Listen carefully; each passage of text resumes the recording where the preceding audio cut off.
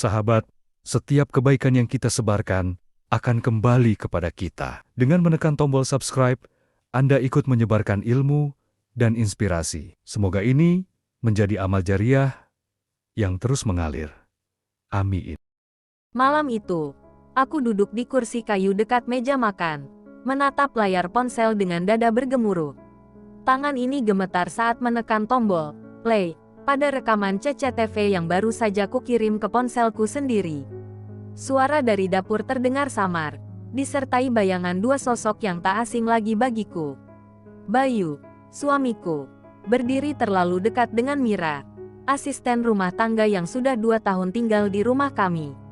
Mereka berbicara pelan, tetapi ada sesuatu dalam gestur mereka yang terasa salah. Lengan Bayu menyentuh pinggang Mira sekilas, dan perempuan itu hanya tersenyum kecil, seolah-olah itu adalah hal biasa.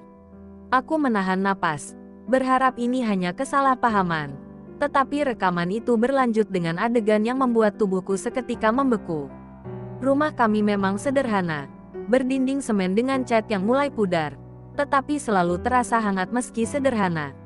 Aku dan Bayu membangun segalanya dari nol. Mulai dari warung kecil yang kini cukup untuk memenuhi kebutuhan sehari-hari. Mira datang saat aku mulai sibuk mengurus warung. Seorang gadis desa yang polos dan pekerja keras. Atau setidaknya itulah yang kupikir selama ini. Aku mempercayakan rumah padanya. Membiarkan dia mengurus anak-anak saat aku sibuk. Tak pernah berpikir bahwa ia akan mengkhianati kepercayaan itu. Mata ini panas saat melihat di rekaman itu. Mira tertawa pelan saat Bayu berbisik sesuatu di telinganya.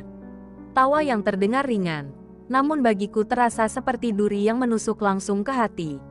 Aku ingin berhenti menonton, tapi ada sesuatu yang menahanku. Seolah-olah aku butuh bukti lebih banyak untuk meyakinkan diriku sendiri. Sejak awal, Bayu bukanlah suami yang sempurna, tetapi aku selalu berusaha mengerti dan menutup mata atas kekurangannya. Ia bekerja sebagai supir angkutan umum, kadang pulang larut, kadang mengeluh lelah, tetapi aku tak pernah menduga ada hal lain yang ia sembunyikan. Aku pikir kesibukannya hanyalah perkara mencari nafkah. Aku pikir keluhan lelahnya hanyalah bagian dari perjuangan kami sebagai keluarga kecil. Tapi malam ini, aku sadar bahwa ada sesuatu yang lebih dari sekadar kelelahan kerja. Bayu bukan hanya lelah dengan pekerjaannya. Mungkin ia lelah dengan pernikahan ini. Mungkin ia lelah denganku. Pikiran itu menyakitkan. Tapi aku tak bisa menyangkal bahwa rekaman ini lebih dari cukup untuk membuktikannya. Aku masih berharap ini semua hanya salah paham. Tetapi keyakinanku semakin runtuh saat rekaman itu menunjukkan hal yang lebih mengejutkan. 3 hari lalu, aku sempat merasa ada yang janggal saat pulang lebih awal dari warung. Tetapi aku mengabaikannya. Mira tampak terkejut melihatku datang, seperti seseorang yang tertangkap basah melakukan sesuatu yang salah. Saat aku bertanya, ia buru-buru menjawab bahwa ia baru saja membersihkan kamar, tetapi wajahnya sedikit pucat. Bayu juga tampak sedikit gelisah, meski berusaha bersikap biasa saja sambil menyalakan televisi. Aku tak ingin berpikir macam-macam waktu itu. Aku bahkan sempat tertawa dalam hati karena merasa terlalu curiga. Tapi sekarang, dengan semua bukti di depan mataku, aku sadar bahwa firasatku saat itu benar adanya. Aku menelan ludah dengan susah payah. Tubuhku terasa semakin berat, seolah-olah aku akan runtuh kapan saja. Di rekaman berikutnya, Bayu berjalan ke arah Mira dan berdiri terlalu dekat. Tatapannya penuh makna yang tak seharusnya ia berikan pada perempuan lain. Mira menunduk, tetapi tidak beranjak. Seolah-olah ia sudah terbiasa dengan situasi ini. Aku ingin menjerit, ingin melempar ponsel ini ke lantai. Tetapi yang kulakukan hanya diam dengan dada yang semakin sesak. Aku teringat bagaimana Mira dulu datang dengan wajah memelas, meminta pekerjaan karena orang tuanya sakit dan butuh uang untuk berobat. Aku menyambutnya dengan tangan terbuka, bahkan menganggapnya seperti adik sendiri, membiarkannya makan di meja yang sama dengan kami. Tapi kini, perempuan yang aku percayai itu justru menjadi duri dalam rumah tanggaku sendiri. Aku tidak tahu apakah aku lebih marah, sakit hati, atau kecewa. Yang jelas aku tak bisa menahan air mata yang mulai mengalir tanpa bisa dihentikan. Aku bangkit dengan tangan gemetar, berjalan ke arah dapur tempat Mira sedang mencuci piring dengan santai, seolah-olah tak ada yang terjadi. Aku berdiri di belakangnya, menatap punggungnya dengan perasaan yang berkecamuk, mencoba menahan amarah yang membakar dada. Aku ingin bertanya, ingin mendengar pengakuannya, tetapi aku tahu, jika aku berbicara sekarang, suaraku akan bergetar dan menunjukkan kelemahanku. Jadi, aku memilih diam, memilih menahan diri, karena aku tahu ini belum saatnya untuk bertindak. Aku harus memastikan semuanya dulu, harus menyiapkan langkah berikutnya sebelum semuanya terbongkar. Malam ini, aku tidak akan bertanya pada Mira, aku juga tidak akan menghadapi Bayu, tapi aku akan mencari cara untuk memastikan semuanya. Karena jika suamiku benar-benar mengkhianatiku, maka aku tidak akan membiarkannya lolos begitu saja. Aku kembali ke kamar dengan langkah berat, meraih ponsel dan menghapus air mata yang masih menggenang di pipi. Aku membuka kembali rekaman CCTV, memperhatikan setiap detail, mencari petunjuk lain yang mungkin terlewat. Ada sesuatu yang harus kutemukan, sesuatu yang bisa membuatku yakin bahwa aku tidak hanya berprasangka tanpa alasan. Besok, aku akan memasang kamera tambahan di sudut lain rumah, memastikan bahwa semua yang kulihat ini bukan sekadar kebetulan. Aku menarik napas panjang, menutup mata sejenak, dan membiarkan kegelapan malam menelan semua kekacauan yang sedang terjadi dalam pikiranku. Tapi satu hal yang pasti, setelah malam ini, tidak ada lagi jalan untuk kembali. Sejak awal, aku tidak pernah berpikir buruk tentang Mira, gadis desa yang datang dengan wajah penuh harap meminta pekerjaan di rumahku. Ia bercerita bahwa orang tuanya sakit, adiknya masih kecil, dan ia butuh uang untuk membantu keluarganya di kampung. Aku yang saat itu butuh bantuan untuk mengurus rumah dan anak-anak langsung menerimanya tanpa banyak bertanya. Mira memang cekatan, rajin, dan hampir tidak pernah mengeluh, membuatku merasa beruntung memilikinya di rumah. Tapi sekarang, aku sadar bahwa aku telah menaruh kepercayaan pada orang yang salah. Aku mulai mengingat kembali kejadian-kejadian kecil yang dulu kuanggap sepele, tapi sekarang terasa seperti potongan puzzle yang menyusun gambaran besar. Mungkinkah sejak awal ia memang sudah punya niat lain selain bekerja sebagai asisten rumah tangga? Aku teringat bagaimana beberapa bulan terakhir, Bayu mulai berubah dalam cara yang tidak begitu kentara, tetapi cukup untuk membuatku bertanya-tanya. Ia lebih sering mandi lama-lama sebelum tidur, sesuatu yang dulu hampir tidak pernah ia lakukan kecuali kalau habis bekerja seharian di luar. Aku juga melihatnya mulai lebih sering memperhatikan penampilannya, memakai minyak wangi yang dulu hanya ia pakai kalau pergi ke acara penting. Saat aku bertanya, ia hanya tertawa dan berkata bahwa ia ingin terlihat lebih segar. Tapi aku tahu suamiku, ia bukan tipe yang peduli dengan hal-hal seperti itu. Kemudian ada Mira, yang juga mulai bersikap sedikit berbeda, sering menghindari tatapanku saat berbicara, atau buru-buru pergi saat aku masuk ke dapur. Aku memang tidak pernah menangkap basah mereka, tapi perubahan kecil ini mulai terasa seperti petunjuk yang perlahan membentuk sebuah kebenaran yang tidak ingin kuterima. Kini, setelah melihat rekaman CCTV, aku yakin firasatku selama ini tidak salah. Ada satu kejadian yang tiba-tiba muncul dalam ingatanku. Malam ketika aku terbangun di tengah tidur dan mendengar langkah kaki di lantai bawah, aku mengira itu anakku yang mungkin ingin ke kamar mandi. Jadi aku turun tanpa menyalakan lampu. Tapi saat sampai di dapur, aku melihat Mira berdiri di sudut ruangan dengan wajah pucat. Tangannya menggenggam gelas air dengan kencang. Ia terkejut melihatku, lalu buru-buru berkata bahwa ia hanya haus dan akan kembali tidur. Aku tidak berpikir macam-macam saat itu, hanya mengangguk dan kembali ke kamar, meskipun ada sesuatu dalam ekspresinya yang terasa janggal. Kini aku sadar, mungkin aku datang terlalu cepat, sebelum sesuatu yang lebih buruk sempat terjadi. Mungkin jika aku menunggu beberapa menit lagi, aku akan menemukan sesuatu yang lebih menyakitkan daripada sekadar rekaman CCTV. Aku juga mulai mengingat saat-saat Bayu pulang kerja lebih awal, sesuatu yang jarang terjadi karena biasanya ia selalu pulang larut. Setiap kali aku bertanya kenapa ia pulang cepat, ia hanya menjawab bahwa penumpang sedang sepi dan ia tidak ingin membuang bensin percuma. Tapi sekarang, Aku bertanya-tanya, apakah ia benar-benar pulang karena tidak ada penumpang? Atau karena ada sesuatu yang lebih menarik menunggunya di rumah? Aku teringat ketika suatu sore aku menemukan lipstik di kantong celananya. Warna merah menyala yang jelas bukan milikku karena aku hampir tidak pernah memakai riasan. Saat aku menunjukkannya, ia tertawa dan berkata bahwa itu milik teman kerja yang tertinggal di mobilnya. Aku percaya saat itu, karena aku tidak punya alasan untuk meragukannya. Tapi sekarang, setiap kenangan itu kembali menghantamku seperti ombak yang menghancurkan pertahananku sedikit demi sedikit. Anak-anak juga pernah berkata sesuatu yang dulu kuanggap biasa, tetapi sekarang terasa seperti potongan teka-teki yang mengarah ke jawaban yang sama. Suatu hari, anak sulungku pernah bertanya, "Bu, kenapa Mira sering masuk ke kamar tamu lama-lama kalau ayah di rumah?" Aku tertawa mendengar pertanyaan itu dan menjawab bahwa mungkin Mira hanya sedang membersihkan kamar. Tapi pertanyaan itu kini terasa seperti tamparan yang menyadarkanku bahwa anakku bisa melihat sesuatu yang aku buta terhadapnya. Aku mulai menghubungkan semuanya. Bayu yang berubah, Mira yang canggung, kejadian-kejadian kecil yang aku abaikan. Semua tanda itu sudah ada di depan mataku selama ini.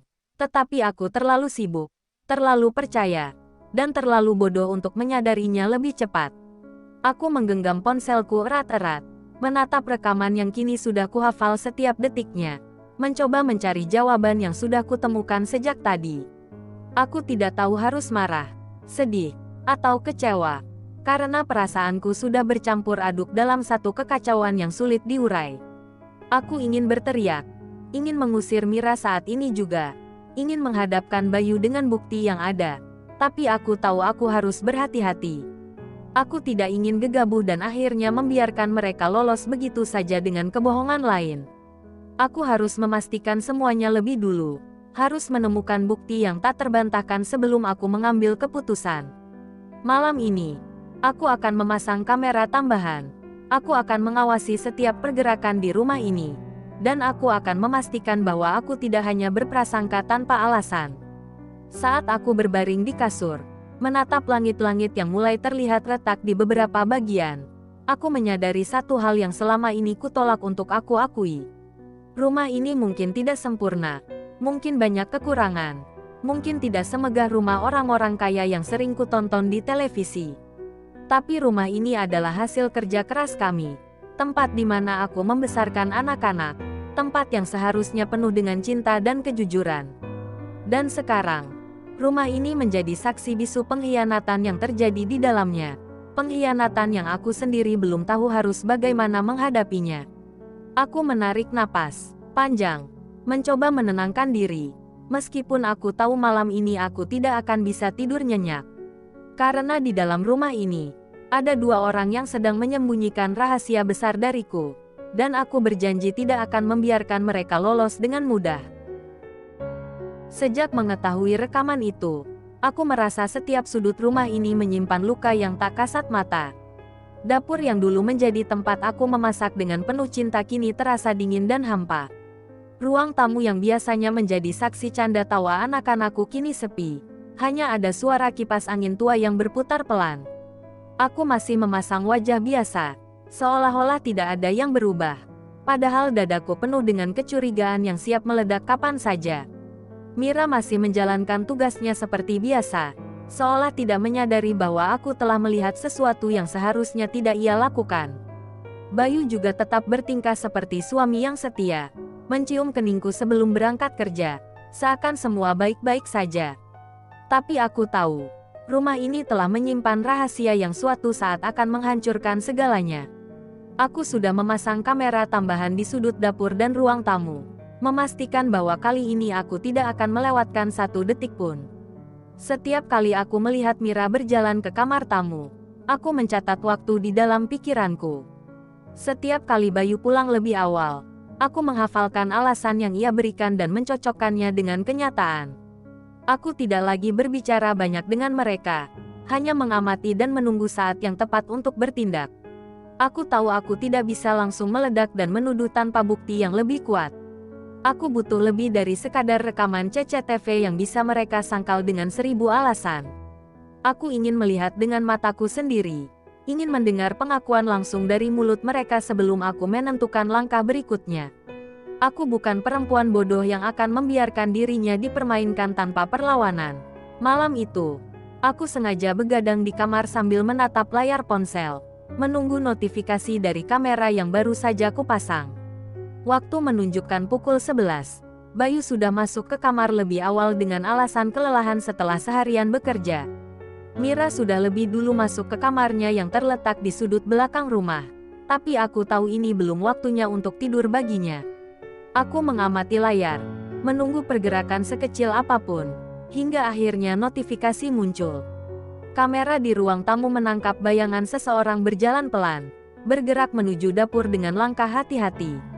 Aku menahan napas, membuka rekaman secara langsung, dan melihat sosok Mira yang sedang berdiri di depan lemari dapur, seperti sedang menunggu sesuatu.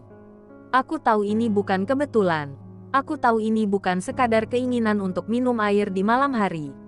Tak lama kemudian, pintu kamar terbuka perlahan dan Bayu muncul dari balik pintu dengan langkah yang sama hati-hatinya. Aku merasa dadaku dihantam sesuatu yang begitu kuat, membuat napasku sesak dalam sekejap.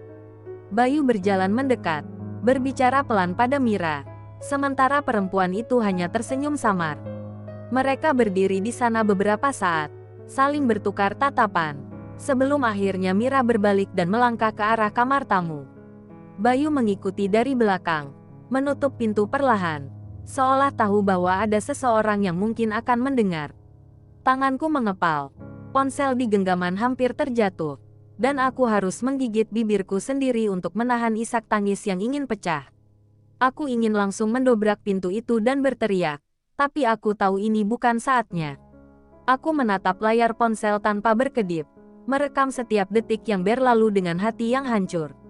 Semua kecurigaanku selama ini akhirnya terjawab dengan cara yang paling menyakitkan. Tidak ada lagi ruang untuk menyangkal. Tidak ada lagi alasan untuk membela Bayu atau Mira. Suamiku, lelaki yang bersumpah akan menemaniku seumur hidup, telah mengkhianati semua janji yang pernah ia ucapkan. Mira, perempuan yang aku anggap keluarga sendiri, telah menusukku dari belakang dengan cara yang tidak pernah kubayangkan. Aku ingin berteriak, ingin menangis, ingin marah, tapi aku tahu bahwa tangisan tidak akan mengubah apapun. Yang harus kulakukan sekarang adalah berpikir dengan kepala dingin, menyusun rencana, dan memastikan bahwa mereka tidak akan pernah bisa berbohong lagi. Aku mematikan layar ponsel, menutup mata sejenak, membiarkan semua luka ini meresap ke dalam hati. Aku tidak akan membiarkan diriku tenggelam dalam kesedihan, tidak akan membiarkan diriku terlihat lemah di depan mereka. Aku harus bertahan, harus mencari cara untuk menyelesaikan ini dengan cara yang paling benar. Aku tidak akan langsung mengusir Mira malam ini. Dan aku tidak akan langsung menghadap Bayu dengan kemarahan. Aku ingin melihat seberapa jauh mereka berani melangkah. Ingin tahu apakah mereka akan terus berbohong saat aku sudah memiliki bukti yang tak terbantahkan. Satu hal yang pasti, malam ini adalah malam terakhir aku menjadi istri yang percaya pada kebohongan. Besok, semuanya akan berubah. Aku berbaring di tempat tidur, menatap langit-langit dengan pikiran yang penuh dengan rencana yang belum tersusun rapi. Aku mendengar suara Bayu keluar dari kamar tamu beberapa menit kemudian, kembali ke tempat tidur dengan napas yang sedikit terburu-buru. Ia menarik selimut dan berbaring di sampingku, tanpa menyadari bahwa aku tahu semuanya. Aku bisa saja menatap matanya dan memberitahunya bahwa ia sudah ketahuan, tapi aku memilih untuk tetap diam. Aku ingin melihat sejauh mana ia bisa berbohong, sejauh mana ia bisa bersikap seolah tidak terjadi apa-apa. Aku menutup mata, menahan air mata yang ingin jatuh, dan membiarkan malam ini menjadi saksi bahwa kepercayaan yang pernah kuberikan telah hancur sepenuhnya. Pagi ini, aku bangun dengan hati yang sudah tidak sama lagi. Bayu masih tidur di sampingku, napasnya teratur, seolah tidak ada dosa yang ia sembunyikan. Aku menatap wajahnya dalam diam, mencoba mencari jejak rasa bersalah. Tapi yang kutemukan hanyalah ekspresi tenang yang membuat perutku mual. Aku ingin membangunkannya saat itu juga, ingin menatap matanya dan bertanya berapa banyak kebohongan yang sudah ia ucapkan padaku. Tapi aku tahu, Lelaki seperti Bayu tidak akan pernah mengakui kesalahan tanpa bukti yang menghantam wajahnya langsung. Jadi aku bangkit perlahan, meninggalkan kamar tanpa suara, lalu menuju dapur untuk menyiapkan sesuatu yang akan menjadi bagian dari rencana besarku. Hari ini bukan lagi hari di mana aku hanya diam dan mengamati. Hari ini adalah hari di mana aku mulai menggenggam kendali. Aku duduk di meja makan, memainkan ponsel dengan jemari yang sedikit gemetar. Video rekaman dari CCTV yang kupasang semalam masih tersimpan rapi, siap untuk menjadi senjata utama dalam pertarungan ini. Aku menontonnya lagi, memastikan tidak ada yang terlewat, dan setiap detiknya semakin membuat hatiku terbakar. Aku tidak tahu sejak kapan mereka mulai melakukan ini. Berapa lama aku telah dibutakan oleh kepercayaan dan kesetiaan yang ternyata hanya ilusi. Aku berpikir apakah Mira pernah merasa bersalah saat menatap wajahku setiap hari? Atau apakah Bayu pernah merasakan sedikit ketakutan saat ia berbaring di sampingku setelah menghabiskan waktu dengan perempuan lain? Tapi dari cara mereka bertindak semalam, aku tahu bahwa mereka sudah terlalu nyaman dengan kebohongan yang mereka jalani.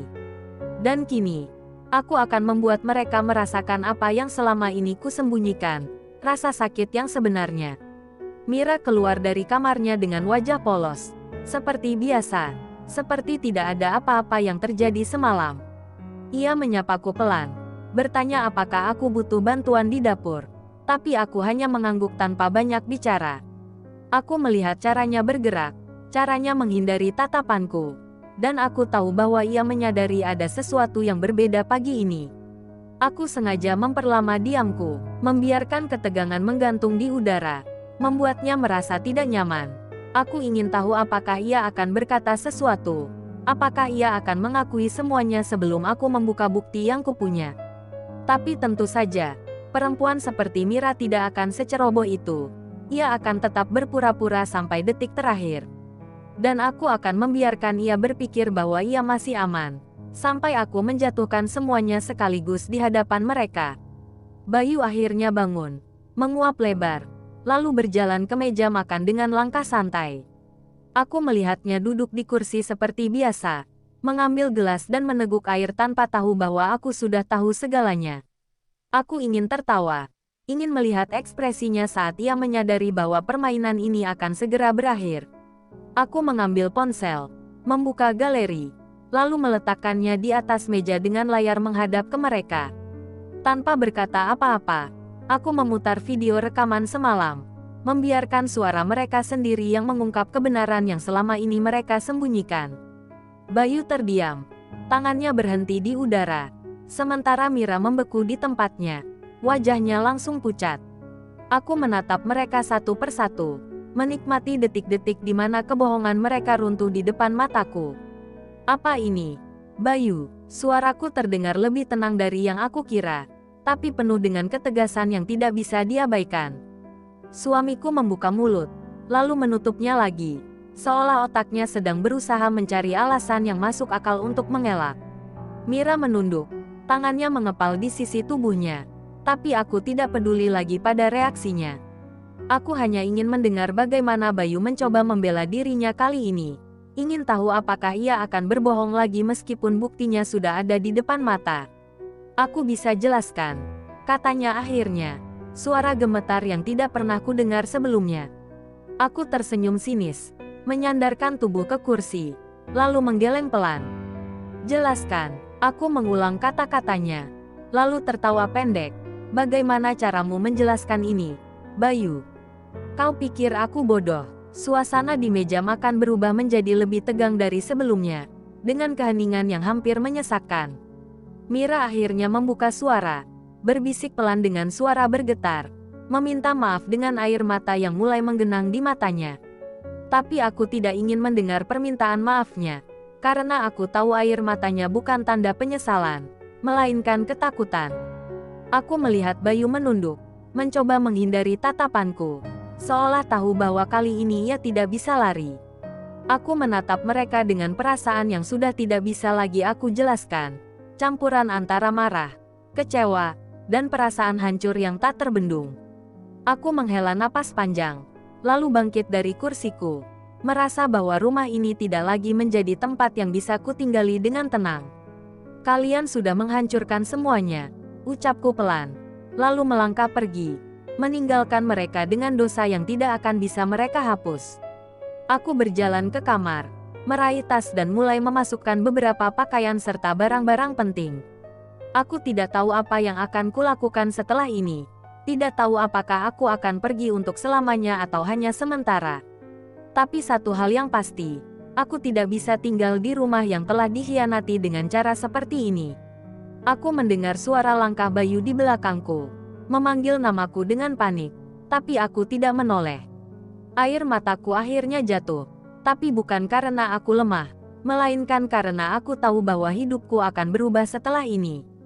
Dan untuk pertama kalinya setelah sekian lama, aku merasa bahwa mungkin meninggalkan semuanya adalah pilihan yang terbaik.